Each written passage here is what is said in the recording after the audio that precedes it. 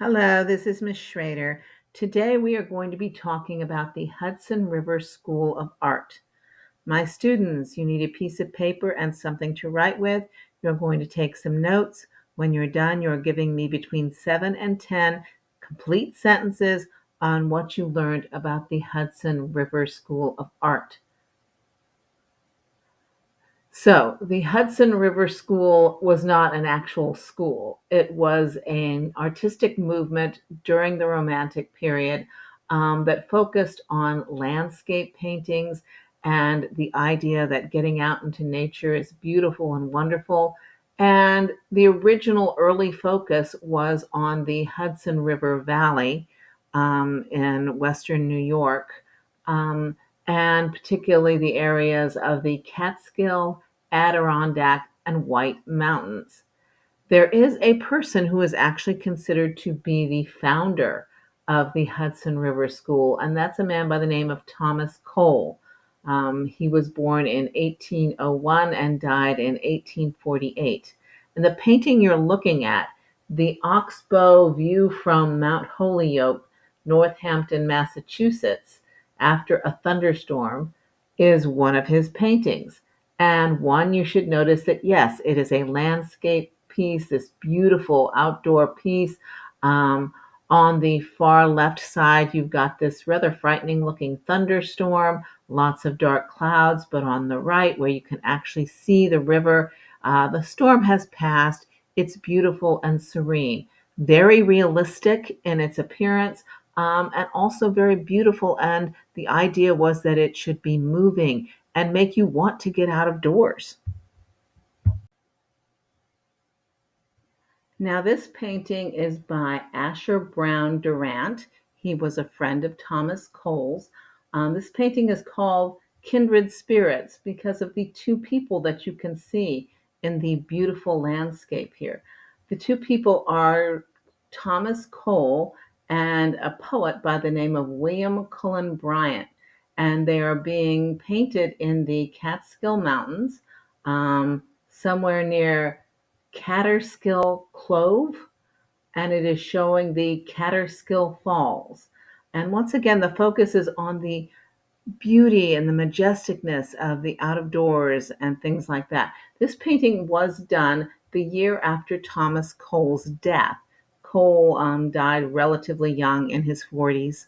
And so his friends were very saddened by it. And so he made this particular painting to remember him. But part of the thing for the artists and the poets was you're not going out into nature by yourself. You have a friend who also loves nature and wants to go out into it, and you're going to be looking at it and talking about it and painting about it and writing about it together. So after Cole's death, they start what is called the second generation of the Hudson River School artists. They are focusing on something called luminism, and amongst these people are Frederick Edwin Church, John Frederick Kensett, and Stanford Robinson Gifford. The painting you're currently looking at is a Frederick Edwin Church piece showing Niagara Falls. And if you're looking at it, you notice towards the front of the picture, you can see the water very close. You can see how quickly it's rushing forward. Looks very, very dangerous. But if you go towards the back, and you can see the falls that are further away, they simply look beautiful and majestic. And of course, you can see a rainbow because the falls cover a lot of space. And so there would be frequently rainbows going with it. Um, the Hudson River School wanted to make paintings that were extremely realistic. This is during the time when photography is coming into being, so they need a means of competing. These people also were amongst the founders of the Metropolitan Museum of Art in New York City, one of New York's most famous museums. One of the interesting things about this group is the number of women who joined as time went along. This painting is done by a woman named Susie Barstow, who studied at Rutgers Female Institution. Let's see, she was born in 1836 and died in 1923, so she lived to a ripe old age. She became a teacher at the Brooklyn Institute of Arts and Sciences, but she was also very well known for being a member of the Hudson River School. And think about this, this means she is going out into nature, out into the middle of nowhere in order to paint. The painting you're looking at is another one of the Catterskill Creek, done in 17 or 1870. And one of the things I'm noticing is the beautiful colors that she is showing. I'm going with the assumption that this is an autumn piece because in the northeast of the United States, when you get to autumn, they do get those rich, beautiful colors, which landscapers actually love. The Hudson School's popularity has gone up and down over the years.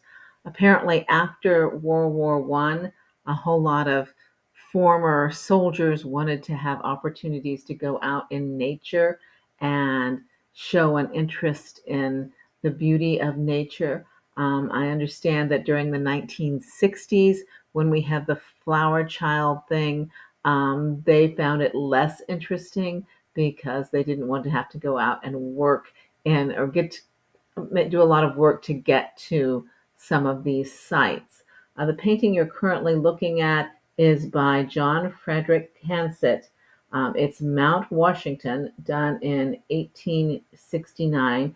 Once again, while you can see the beauty and the majesty of the mountain, in the little valley area where the houses are, you get this idyllic look of this peaceful, serene place. Paintings from the Hudson River School are enormously popular in museums, particularly museums on the east coast of the United States. So if you are going to any museums in most of these locations, you're going to be able to find a huge number of Hudson River school paintings. In fact, there is even a place called the Hudson River Museum in Yonkers, New York. So you can find a lot of different things. I was looking just in general to see if I could find something more local. The closest I could find was something, the Hagen Museum in Stockton, California. All right, my students, you are giving me between 7 and 10 sentences about what you found interesting, educational, and important from the Hudson River School.